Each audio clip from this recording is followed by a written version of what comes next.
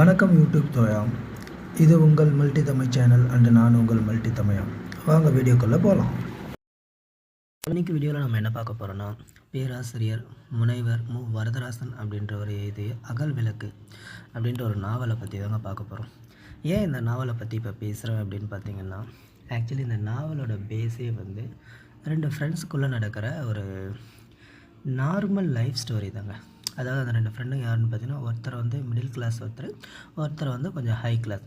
So அவங்க ரெண்டு பேரும் எப்படி ஃப்ரெண்டாக வராங்க, அவங்களோட வாழ்க்கை வந்து எப்படி திசை மாறுது அப்படின்றத பற்றினா ஒரு நல்ல ஃபீல் குட்டான ஒரு நாவல் தாங்க ஆக்சுவலின்றது தாங்க நம்ம பார்க்க போகிறோம். இந்த புக்குக்கு வந்து சாகித்ய அகாடமி அவார்டும் கொடுத்துருக்காங்கங்க. ஸோ இந்த புக்கோட ஸ்பெஷாலிட்டி என்னென்ன சொல்ல வேண்டியதில்லை, இயர்லி ஒன்ஸ் கொடுக்குற அந்த அவார்டை வின் பண்ண ஒரு புக்கு தாங்க இந்த அகல் விளக்குன்ற புக்கு. சரி வாங்க நம்ம அந்த புக்கில் என்ன இருக்குதுன்னு சொல்லி பார்ப்போம். இந்த புக்கோட கதை மாந்தர்கள் அப்படின்னு சொல்லிட்டு யாருன்னு பார்த்தீங்கன்னா, வேலையன் அண்டு சந்திரன். இதில் வேலையன் வந்து நான் முன்னாடி சொன்ன மாதிரி மிடில் கிளாஸ் பையன், சந்திரன்றவர் கொஞ்சம் ஹை கிளாஸ் பையன்.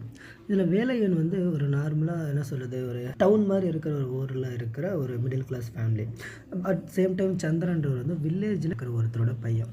ஸோ அவர் வந்து படிப்புக்காக டவுனுக்கு வராரு. ஸோ ரெண்டு பேரும் பக்கத்து வீட்டில் தான் குடியிருக்காங்க. அதாவது அவர் வந்து இவரோட அந்த வேலையன்றவரோட பக்கத்து வீட்டுக்கு குடி வர்றாரு.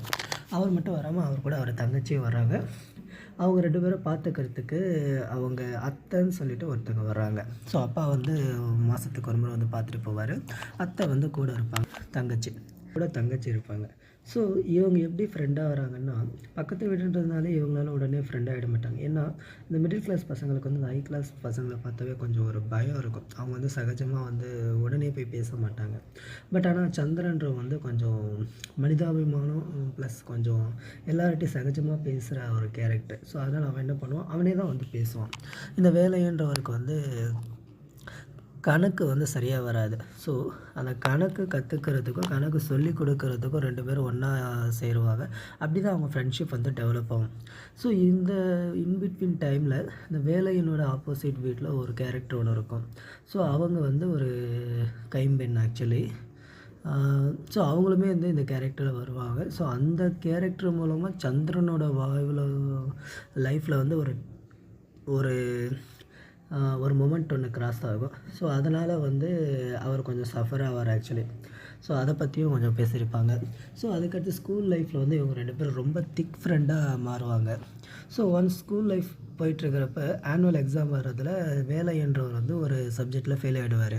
சந்திரன் வந்து நல்லா படிக்கிற பையன், எல்லா சப்ஜெக்ட்லையும் பாஸ் பண்ணிவிட்டு அவர் மேற்படிப்புக்காக சென்னைக்கு போயிடுவார். ஸோ அவங்களுக்குள்ள ஒரு விரிசல் அங்கே ஸ்டார்ட் ஆகுங்க. வேலையன் வந்து சந்திரனை வந்து ரொம்ப ஒரு திக் ஃப்ரெண்டாக நினச்சிட்ருப்பான். சந்திரன் வந்து பார்த்திங்கன்னா அவர் கிராமத்துலேருந்து டவுனுக்கு வந்தார். இப்போ டவுன்லேருந்து சிட்டிக்கு போயிருக்காரு.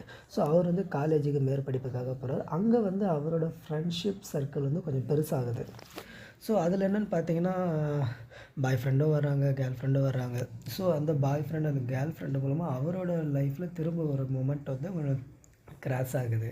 ஸோ 1 இயர் கழித்து வேலையன் வந்து திரும்ப பாஸ் பண்ணி அவர் மேற்படிப்புக்காக சென்னைக்கு வராரு. ஸோ சென்னைக்கு வர்றப்போ நம்மளோட பழைய ஃப்ரெண்டை பார்க்க போகிறோம், நம்ம ஃப்ரெண்டு கூட இருக்க போகிறோம்னு சொல்லிட்டு அவர் வர்றப்போ அங்கே வந்து சந்திரனோட ஒரு வேறு கேரக்டர் ஒன்று பார்ப்பார்.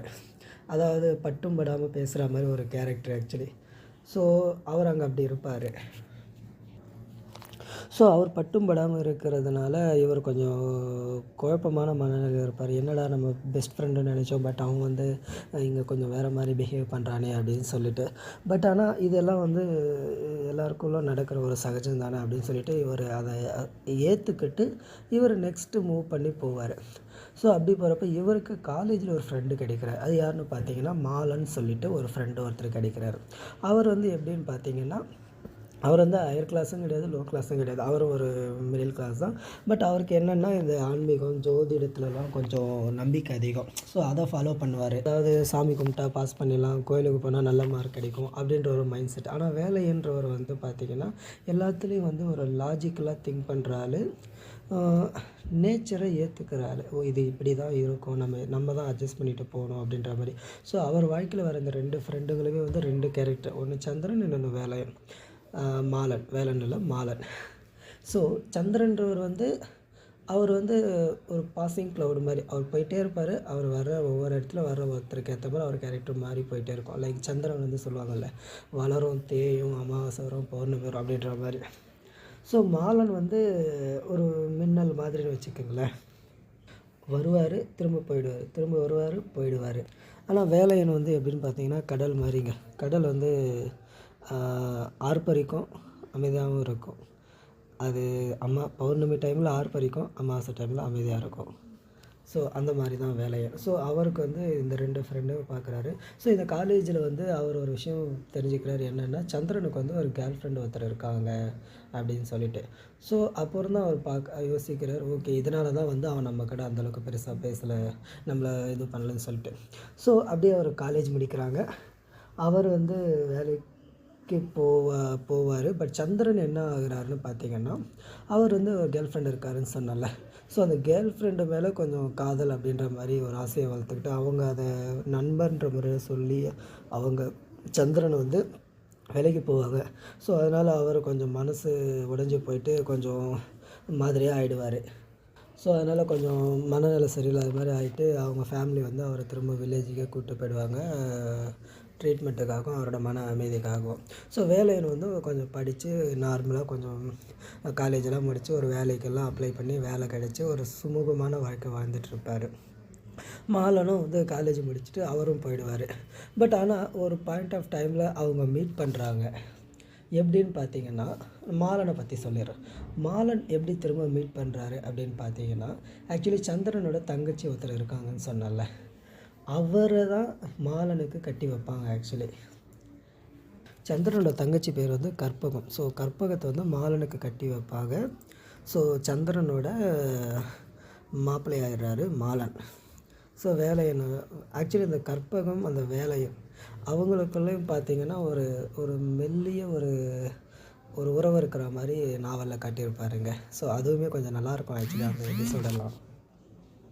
ஸோ கற்பகத்து மூலமாக மாலன் திரும்ப வந்து வேலையின் வாழ்க்கையில் வருவாப்புல.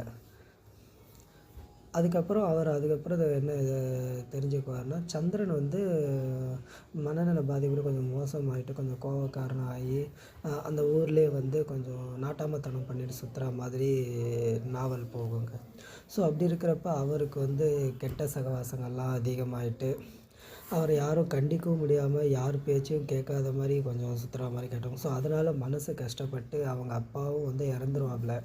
அவங்க அத்தை, நம்ம வளர்த்த புள்ள இப்படி போயிட்டானே அப்படின்னு சொல்லிட்டு அவங்களும் மனசொடைஞ்சு போயிடுவாங்க. ஸோ அந்த டைமில் வந்து சந்திரனுக்கு வந்து ஒரு கல்யாணமும் பண்ணி வைப்பாங்க. ஸோ அந்த பொண்ணும் வந்து சந்திரனோட வாழ முடியாமல், வாழ பிடிக்காம அவங்களும் வந்து தற்கொலை பண்ணிக்குவாங்க. ஸோ இவர் வந்து இவரை கேட்கறதுக்கு ஆளே இல்லாத மாதிரி கொஞ்சம் அப்படியே சுற்றிட்டுருப்பார். இடையில காணாமல் போயிடுவார், திரும்ப வருவார். ஸோ இதெல்லாம் கேள்விப்பட்டப்போ வேலையன் வந்து ரொம்ப கஷ்டப்படுவாப்புல. என்னடா நம்ம நண்பன் வந்து இப்படி போயிட்டானே அப்படின்னு சொல்லி ரொம்ப வருத்தப்படுவாப்புல. ஸோ வேலையன் வீட்டில் வந்து அவருக்கு கல்யாணம் பண்ணி வைப்பாங்க. அவர் வந்து அவரோட சொந்தக்கார பொண்ணை கட்டிக்குவாங்க. அவங்க பேர் வந்து கயற்கண்ணி ஆக்சுவலி.